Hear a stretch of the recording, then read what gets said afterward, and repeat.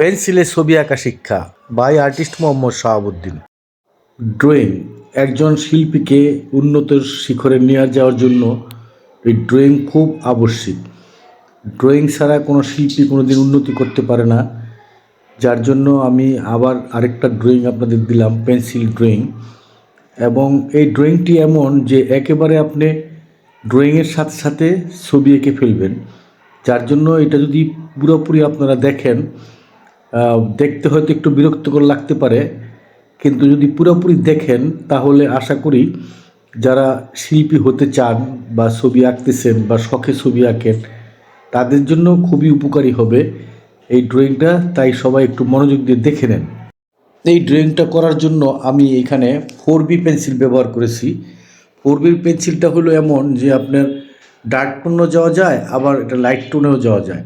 যার জন্য আমি আমার সারা জীবনে আমি যত ছবি এঁকেছি পেন্সিলের, তার মধ্যে আমি এটা অনুধাবন করে নিছি যে 4B পেন্সিলটাই আসলে ছবি আঁকা।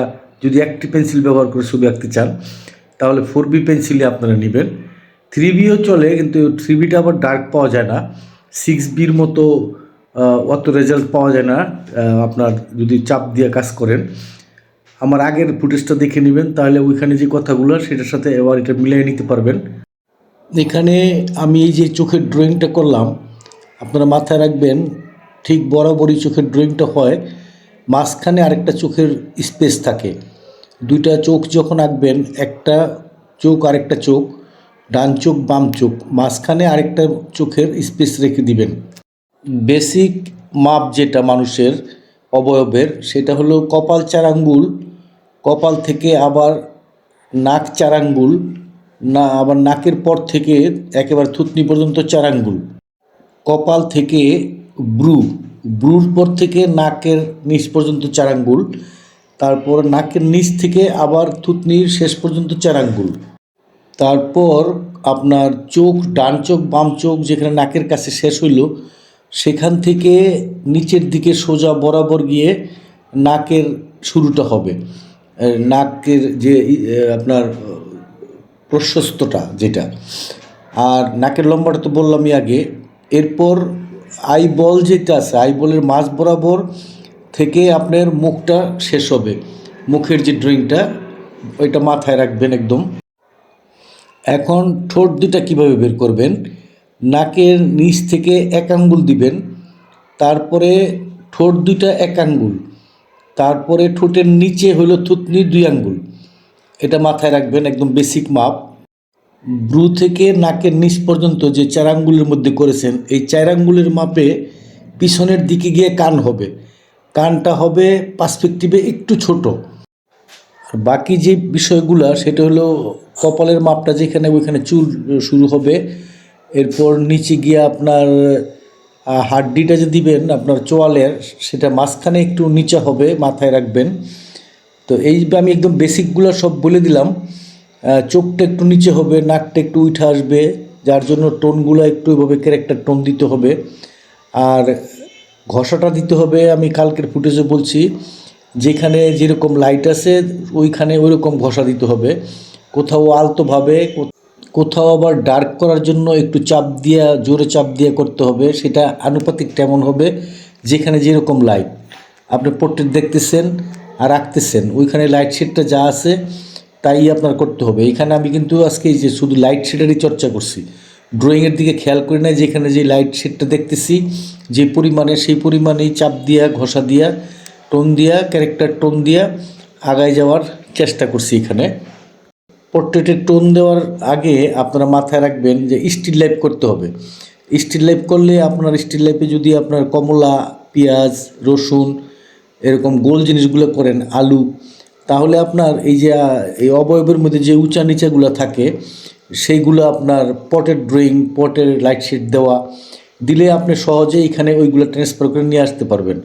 আমি দেখেছি পূর্বে যে আমার অনেক ছাত্রছাত্রী, ধরেন যারা চারুকলায় পড়ে তারা তো ঠিক আছে, ওরা না, যারা আমার বাসায় আসতো দূর দূরান্ত থেকে কিছু ছাত্রছাত্রী আসতো, ওরা হইলো ওই যে স্টিল লাইফ করাতে গেলে খুবই হয়, বিরক্ত হয়, স্টিল লাইফ করতেই চায় না। স্টিল লাইফ না করলে লাইট শেড শিখতে পারবেন না। এবং এই যে অবয়বের যে ড্রয়িংগুলা, কোথায় কী কতটুকু কার্ভ হয়ে গেল, কোথায় কতটুকু উঠে গেল, ওই জিনিসগুলো স্টিল লাইফ না করলে, স্টিল লাইফের টোন না দিলে, লাইট শেড না দিলে শিখতে পারবেন না। এবং ওইখান থেকেই ট্রান্সফার হয়ে আপনার এখানে আসবে। যার জন্য দেখছি অনেক ছাত্রছাত্রী আমার বিরক্ত হয়েছে, আইসাই বলে পোর্ট্রেট শিখান, কিন্তু পোর্ট্রেট শিখাইতে গেলে যে স্টিল লাইফ লাগবে সেটা ওরা মাইনে নিতে চায় না। ফিগার ড্রয়িং বলেন, পোর্ট্রেট ড্রয়িং বলেন, এটা হলো আপনার চামড়ার নিচে, মাংসর নিচে যে হাড় আছে, এই হাড্ডিগুলোরও যে কার্ভ আছে বিভিন্ন রকমের, সেই কার্ভ অনুযায়ী আপনার উপরের ড্রয়িংগুলো তৈরি হয়। যার জন্য ওগুলো হাতায় হাতায় দেখতে হয়, মডেলকে হাতায় হাতায় দেখতে হয় কোন জায়গায় উঁচা আছে হাড্ডি, কোন জায়গায় উঁচা নাই, কোন জায়গায় কীরকম অবস্থা আছে সেগুলো দেখতে হয়। সেগুলো না দেখলে ড্রয়িং মিলে না, হাড্ডির এটা মাথায় রাখতে হয়। যার জন্য যদি চারুকলার লাইব্রেরিতে যান সেখানে দেখবেন যে আপনার এই ইয়ের ড্রয়িং আছে, ভিতরে হাড্ডিগুলার মানুষের কঙ্কালের ড্রয়িং আছে।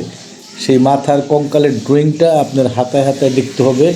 এবং যে মানুষটা প্রথম দিকে যে মানুষগুলো আপনার ড্রয়িং করবেন সেই মানুষগুলোরও হাতায় হাতায় দেখে নেবেন কোথায় উঁচা কোথায় নিচা কীরকম, ওইগুলো দেখতে হবে। না দেখলে এই ড্রয়িং সম্ভব না আপনার করা। প্রথম দিকে আপনারা যখন চর্চা করবেন তখন দিনের বেলায় সূর্যের আলোতে করাই ভালো, কারণ সূর্য হলো একটা, সেখান থেকে লাইট আসতেছে আমাদের অবয়বে বা ফিগার ড্রয়িং যেখানেই বলেন বা স্টিল লাইফ করেন, যদি জানলা দিয়ে সূর্যের আলো লাইটিতে করতে পারেন তাহলে লাইট শেডগুলো পারফেক্ট পাবেন। আর এইখানে আমি যেটা করছি, এটা ধরেন একটা দোকানের সাইডে বসে করছি, সেখানে নানান রকম বাতি আছে চারিদিকে, ধরেন 10-15টা বাতির লাইট আসতেছে, আবার শেডগুলো এরকম ঘুরে ঘুরে পড়তেছে। এইখানে এই কাজটা করতে যাওয়াটা এরকম রাতের বেলায় একটু কঠিন, লাইট শেডের ব্যাপারগুলা। যার জন্য আমি বিদেশে দেখছি যে ওইখানে লাইট শেড ওরা ক্রিয়েট করে, ওই যে দেখছেন না স্টুডিওতে ছবি তুলে যেরকম, ওরকম লাইট শেড ক্রিয়েট করে ওরা একদিক থেকে লাইট ফেলে তারপরে কাজ করে, ওটা সহজ হয়। এই প্রক্রিয়াগুলো আমাদের দেশেও নাই, আমাদের চারুকলায়ও নাই, কিন্তু বিদেশে, আমি যেহেতু অস্ট্রেলিয়া পড়াশোনা করছি, ওইখানে খুব উন্নত, ওরা রাতের বেলা ড্রয়িং করে স্টুডিওতে এবং লাইট শেড ক্রিয়েট করে নেয়, এবং এটা টিচারদের দায়িত্ব, টিচাররা করে দেয়। আর দিনের আলো যা আমরা পাই, সূর্যের আলো, সেই লাইটের বিকল্প কোনো লাইটই হয় না।